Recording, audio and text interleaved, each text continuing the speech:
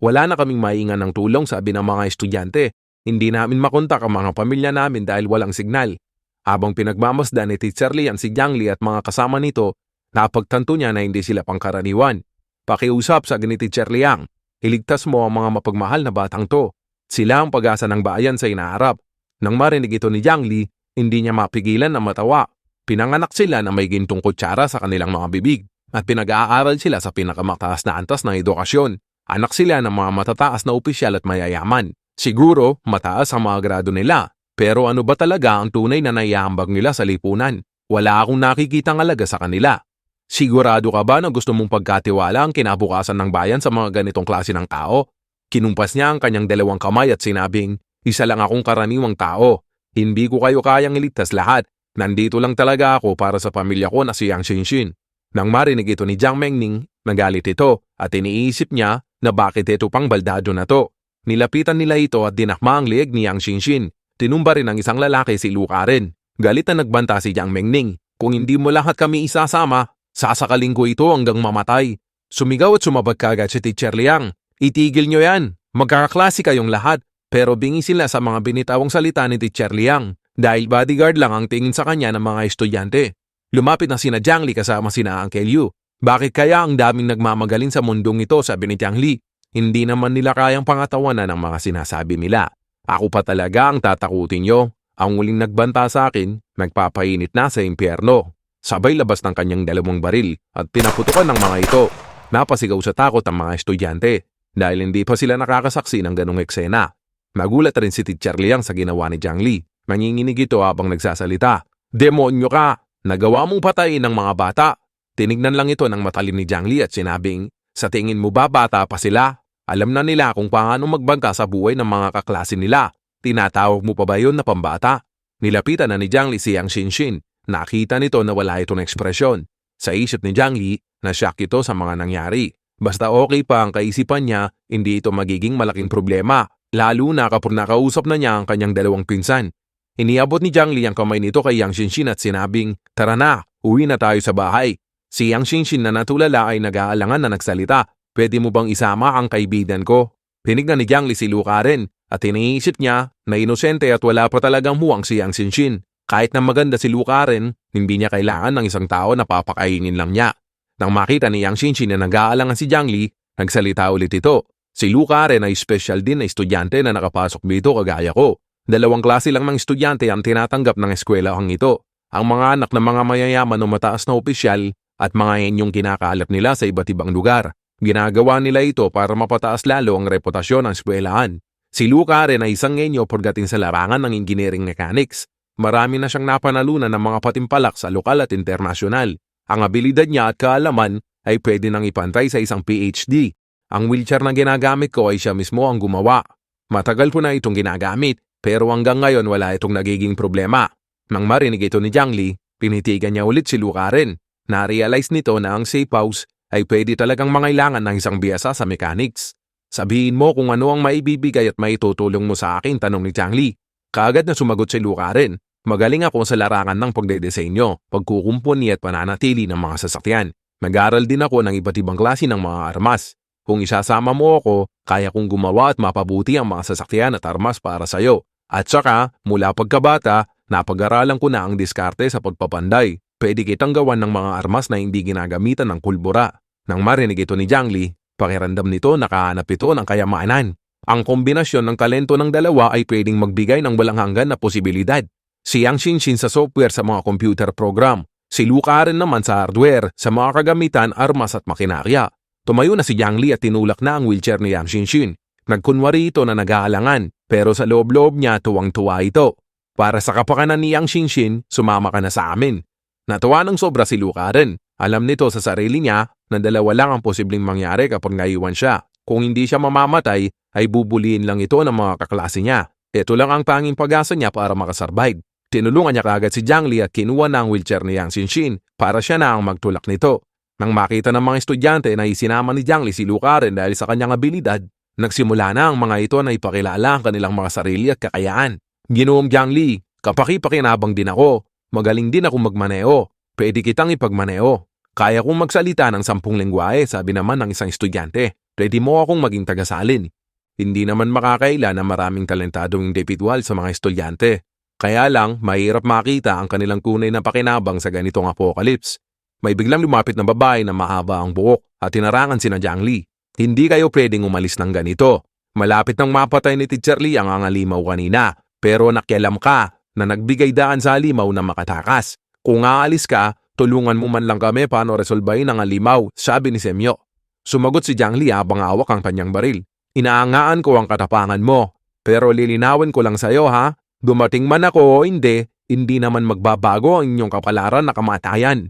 Nang makita ng mga estudyante na walang tigatig si Jiang Li, hindi na nagsalita ang mga ito. Bago umalis, tinignan ni Yang Xinshin si Teacher Liang at sinabing, "Maraming salamat sa pag-aalaga mo sa akin sa lahat ang pagkakataon." Tumangulang si Teacher Liang. Kahit na wala sa mga estudyante ang mabuting tao, si Teacher Liang ay talagang naging responsable at maalagang guro. Alam ni Yang Xinshin na hindi kayang iwanan ni Teacher Liang ang mga estudyante, kaya hindi na niya ito inaya. Pagkatapos, magpatuloy na sa paglalakad sina Jiang Li at ang grupo. Biglang may naisip si Teacher Liang. Sundan natin sila. May mga tama ako at ganun din ang halimaw, kaya malamang hindi muna lalabas yun. Kung susundan natin sila kahit papano, makakalabas tayo dito. Kaya sinundan nila sina Jiang Li na may distansya. Magtanong si Chanlei kay Jiang Li, "Okay lang ba na sundan tayo ng ganito? Anong gagawin natin?" "Naawa ka ba sa kanila?" tanong ni Jiang Li. "Gusto mo ba silang tulungan?" "Hindi sa ganon," sagot ni Chanlei. "Kung gayon, gusto mo ba silang patayin?" sabi ni Jiang Li. "Sa espesyal na abilidad mo, kayang-kaya mo silang ibaon dito ng buhay." Nagulat si Chanlei at sumagot, "Hindi, ayoko. Wala naman silang ginawang masama sa akin. Hindi ko kayang gawin ang mga bagay na yon." Binilisan ni Jiang Li ang paglalakad at sinabing, "Kung mahirap ka, ang kaya mo lang alagaan at pakainin ay ang sarili mo. Pero kung mayaman ka, marami kang pwedeng tulungan at pakainin. At kayang-kaya mong magkaroon ng mga kirida at maraming asawa. At pwede mong maranasan ang walang umpay na yamyam. Sa panahon ngayon, wala tayong kapasidad na suportahan ang dose-dose ng tao." Sumangayon naman kagad si Chanlei at naisip niya, may punto naman si kapatid na Jiang Li. Buti na lang ako, sa isip ni Chanlei, kahit hindi ako mayaman, may manika naman ako. Kaya hindi ko problema ang yam-yam everyday. Pagkadating nila sa ibabaw, sinabihan ni Jiang Li si Chanlei na sumama kay Uncle Liu sa motorsiklo. Nanggalaman si Chanlei at sinabing, "May ginawin ako sa motorsiklo." Sinuot ni Jiang Li ang helmet kay Chanlei at sinabing, "Ayos ka rin no? Yelo at niebe ang special na abilidad mo. Tapos natatakot ka sa lamig." "Okay na ito," sabi ni Chanlei. "Gusto ko rin maranasan na sumakay sa motorsiklo." Binuhat ni Jiang Li si Yang Xinshin at inilagay sa harap ng upuan ng sasakyan at sumakay na rin si Lu Karen sa likod at umalis na ang mga ito sa Azure Sky Academy. Natulala si na Teacher Liang at mga estudyante habang pinapanood ang pag-alis ng mga sasakyan. Nagtanong si Semyok ng may pag-aalala, "Anong gagawin natin ngayon? Lahat ng nasa paligid natin ay niebe. Kahit papano kung babalik tayo, may silungan tayo laban sa hangin at niebe." Ngumiti si Cheng Yu at inilabas ang kanyang cellphone at sinabing, "Ako nang bahala dito." Tulad ng inaasahan, may signal sa labas at tinawagan niya ang kanyang ama para sunduin at dalhin sila sa Wish Mountain Base. Samantala, sa loob ng mainit na sasakyan, si Yang Xinshin at Lu Karen ay naginawaan. Pinunat ni Jiang Li ang kamay niya at naglabas ng 2 bote ng inumin at ilang mga tinapay. "Malamang gutom na kayo," sabi ni Jiang Li. "Tirahin niyo na yan para bumalik ang makalakas niyo.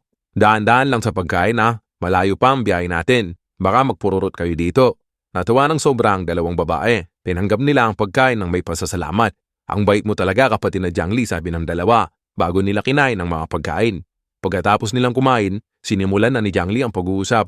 "Yang Xinshin, kaanga-anga ka talaga." Magulat si Yang Xinshin sa tanong ni Jiang Li.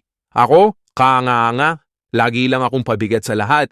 Kung hindi lang dahil kay Teacher Liang at Lu Karen na lagi akong pinoprotektahan at iniingatan, malamang matagal na akong namatay," sabi ni Yang Xinshin. Sumabat si Lu Karen, "Para na tayong magkapatid, kaya wag mo nang isipin yon." Ngumiti ng si Jiang Li at sinabing, "Layong pa man, talagang kaanga-anga ka. Sa kabila ng pagkakaroon mo ng polio mula pagkabata, nakasurvive ka ng maigit 2 buwan dito sa apocalypse sa ilalim ng banta ng isang halimaw. Isa o 2, pwede pa nating sabihin na swerte o dahil sa proteksyon ni Lu Karen. Pero ang ganito katagal ay medyo nakakapagtaka. Hindi ako naniniwala na nagkataon lang. Tama ba ako?" tanong ni Jiang Li.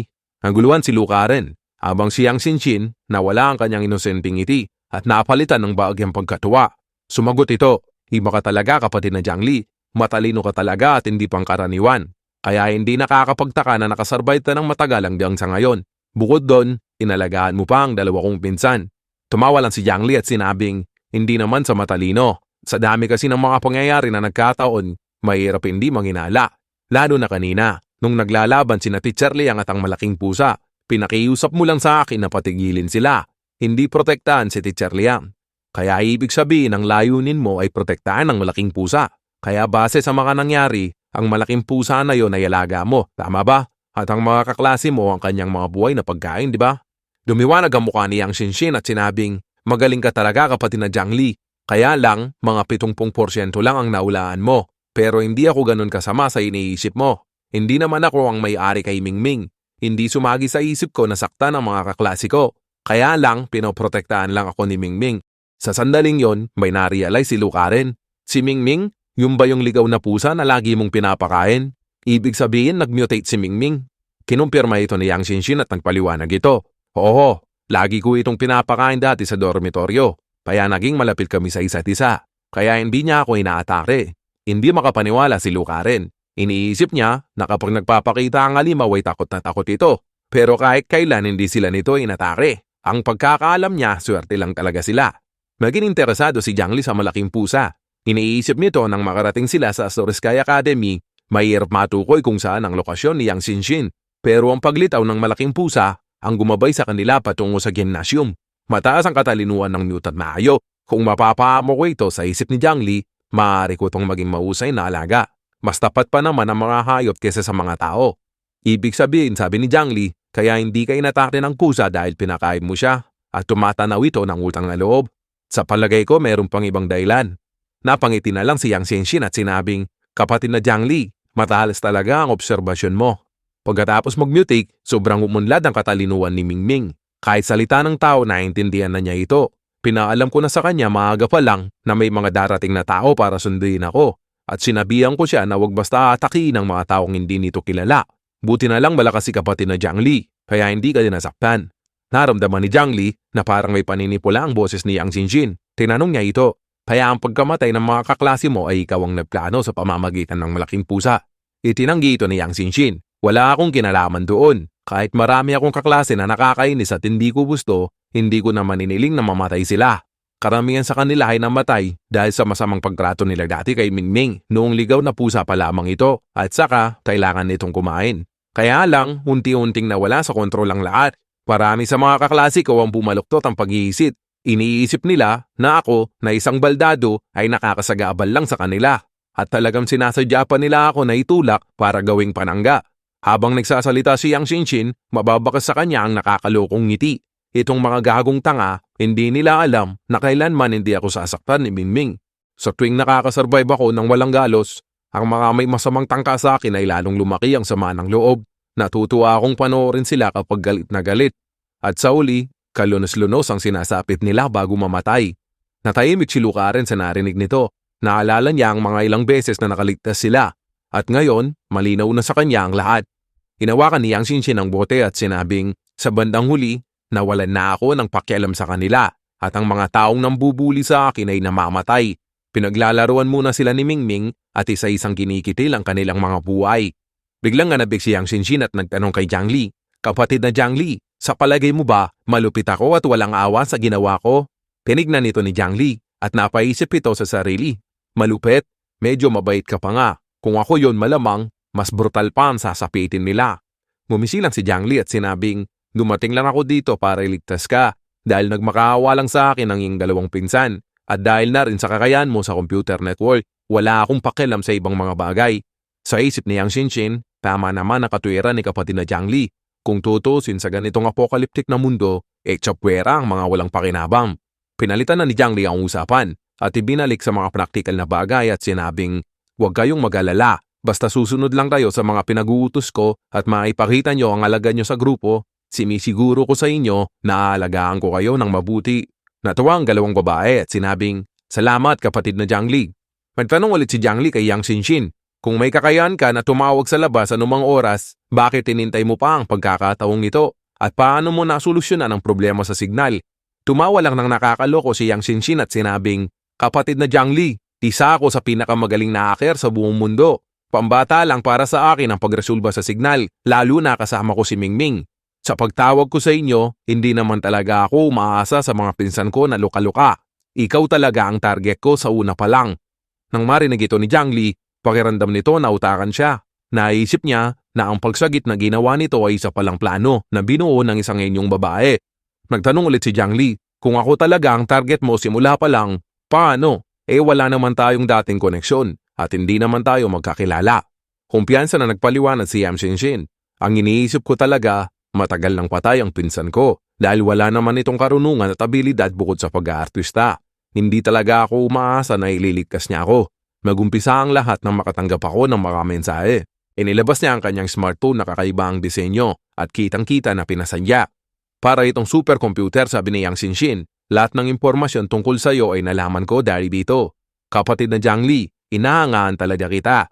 Kahit na isa ka lang warehouse manager, marami kang nagawa at nakamit dito sa Apocalypse. Kinilabutan si Jiangli, napagtanto niya na ibang klase ang talino ng isang inyong hacker. Medyo nagpanik ito at nagtanong, ano pang alam mo tungkol sa akin? Pinindot ni Yang Shinshin ang kanyang cellphone at kumpiyansang sinabi na, halos lahat ng nakikita sa online. Simula sa pagnanakaw mo sa Walmart warehouse, pati mga record mo sa mga bangko, ang paggawa mo ng sarili mong safe house at paglipat sa safe house ni Wang Ziming. Habang nagsasalita ito, namula ang mukha ni Yang Shinshin. Ang kanyang mga mata ay punong-puno ng paganga. Pagkatapos kong mabasa ang lahat tungkol sa iyo, kapatid na Jiangli, ikaw na ang idol ko. Hindi nakapagsalita si Jiangli at naisip nito sa sarili na mukhang baliw sa pag-ibig ang babaeng ito. Mantanong ulit si Jiangli, ibig sabihin, alam mo na nakasama ko ang dalawang pinsan mo, kaya ginamit mo sila para ilingin nila sa akin na iligtas ka? Tumangulang si Yang Shinshin habang nagpapakyut at sinabing, parang ganun na nga, pero kahit hindi ka pumunta para iligtas ako, tiyak na hanap ako ng paraan at pupuntahan kita. Base sa lahat ng iyong mga dalaw, naisip ko na maingat kang tao. Hindi ako sigurado kung pupunta ka, pero pumunta ka, kaya sobrang saya ko at natouch ako. Nang marinig ito ni Jiangli, naisip niya, akala ko kontrolado ko na ang lahat, pero hindi ko inaasahan na mauulog ako sa napakaplanadong patibong ng iba. Ang tusong babaeng ito ay nakakatakot, pero mas maganda ng kralyado ang ganitong tao kaysa sa kalaban. Nginitian na lang ito ni Jiangli at nagtanong, kung maganda ang relasyon niyo ng malaking pusa si Mingming, sinusunod ba niya ang mga utos mo? Humiling si Yang Shinshin at sinabing, mukhang hindi ka pa nagkakaroon ng pusa, kapatid na Jiangli. Ang mga pusa ay pwede lang taibiganin. Kung mabait ka sa kanila, mabait din sila sa'yo. Pero kung gusto mong maging amo ka nito, medyo mahirap, lalo na isa itong ligaw na pusa. Napabuntong ininga si Jiangli at sinabing, kalungkot naman, akala ko mapapasa akin ang malaking pusang yon. Ang ganda sana. Sa sandaling yon, may biglang lumitaw ng malaking figura sa side mirror. Nakita ni Jiangli ang mutated na malaking pusa. Maiisip nito na mukhang ang pusang ito ay nakatali na kay Yang Shinshin. Nag-aalala ba siya sa kanyang amo? Hindi mapigilan ni Jiangli na makaramdam ng kasiyahan. At sumunod nga sa mga ito ang malaking pusa. Sa isip ni Jiangli, kahit alam ko na mahirap pa umuwi ng mga ligaw na pusa at hindi basta-basta nagtitiwala sa mga tao, meron naman akong mga kalidad na pagkain at mga pinatuyong isda. Kahit sanggang dikit na sila ni Yang Shinshin, malaki pa rin ang pag-asa na mapaamo ko ang kusang ito. Nang makita ni Yang Shinshin na sumusunod si Mingming, binuksan nito ang bintana. Pati si Luca rin na dating takot na takot sa nilalang na alimaw, ngayon isa na itong cute na pusa sa paningin niya. Hindi nagtagal, nakarating na ang grupo sa kuta. Para pasalamatan si Chanley, binigyan ito ni Jiangli ng isang unan na nagpasaya sa kanya na parang bata. Para kay Yang Kelyu naman, naglabas ito ng 2 karboy ng gasolina, sakto sa kinakailangan niya. Masayang umalis sina Ang Kelyu at Chanley at nangakong tutulong sila sa inaharap kung sakaling kailanganin ng mga ito. Nang makalis na ang mga ito, sinamahan ni Jiangli na pumasok ang 2 babae sa safe house. Pagkapasok nila, namanga si Lucaren at maiyak-iyak ito sa tuwa. Kapatid na Jiangli, nga ka. Ang lugar na ito ay parang paraiso. Hindi ko lubos maisip na meron palang masayang lugar sa ganitong katapusan na ng mundo. Tirignan din ni Yang Shinshin ang paligid at lubos ang pagtataka nito. Dinapik ni Jiangli ang balikat ni Lucaren. Basta magpapakabait lang kayong dalawa at tutulungan ako na resolbahin ng mga problema, pwede kayong mamuhay ng maligaya dito sa safe house. At sinsiguraduhin ko na nabibihisang kayo at nakakakain ng mabuti. Biglang namula at nagtanong si Yang Shinshin, ang pagtulong ba namin sa pagresolba ng mga problema ay kasama ang personal na pangangailangan? Nabigla si Jiangli sa tanong ni Yang Shinshin at hindi ito makapagsalita. Hindi naman maintindihan ni Lucaren ang ibig sabihin ni Yang Shinshin. Nilapitan ito ni Jiangli at twinisil ang pisngi nito at sinabing, Madami ka na talagang alam, no? Huwag kang masyadong mag-isip. Ang pangunahing trabaho mo lang ay panatilihin ang cybersecurity ng safe house. Hindi kita pepersain sa ibang mga bagay. Alam ni Jiang Li ang kanyang limitasyon. Kahit na maganda ang babae, hindi naman siya yung tipo ng lalaki na nauulog sa lahat ng nakikilala niya. Nang marinig ito ni Yang Xinshin, nakaramdam ito ng pangihinayang at tinignan nito ang kanyang mga baldadong paa. Iniisip niya na kaya tinanggihan ito ni Jiang Li dahil sa kanyang kapansanan. Sa sandaling yon, mabilis na tumakbo pababa si Yang Mi at sumisigaw, "Xinshin, naparasaya ko at buhay ka!" At tinawagan niya ang kamay ni Yang Xinshin. "Bakit hindi mo kami tinawagan nung una pa lang? Alam mo ba kung gaano kami nag-aalala sa'yo?" Inalis ni Yang Xinshin ang kamay ni Yang Mi at sinabing, "Ano naman ang magagawa mo kung tinawagan kita ng maaga? Isa ka lang artista na sumikat dahil sa pagsasamantala sa pantasya ng mga kalalakihan. Kailangan ko pa bang sabihin kung ano ang alaga mo? Kung hindi ko lang nalaman na kasama ka ni kapatid na Jiang Li, hindi ako mag-aabala na tawagan ka." Kitang-kita ang pagkapaiya sa mukha ni Yang Mi habang si Jiang Li nakaupo lang sa sopa at iniisip nito sa sarili niya na ang relasyon sa pagitan ng magpinsan ay hindi magkaayon. Naintindihan nito kung bakit si Yang Xinshin na isang enyo na mataas ang intelektual sa computer ay mababa ang tingin sa isang artista na kagaya ni Yang Mi na sumikat lamang dahil sa kanyang alindog. Si Joker na nakikinig sa pag-uusap nila ay nabigla kay Yang Xinshin dahil tinawag nito si Jiang Li na kapatid. Kilala niya si Yang Xinshin na mataas ang IQ na nasa 200, kaya ang magbigay galang ito sa iba ay napakabihira. Kaya nagkataka si Joker kung kailan pa natutong gumalang si Yang Xinshin sa iba.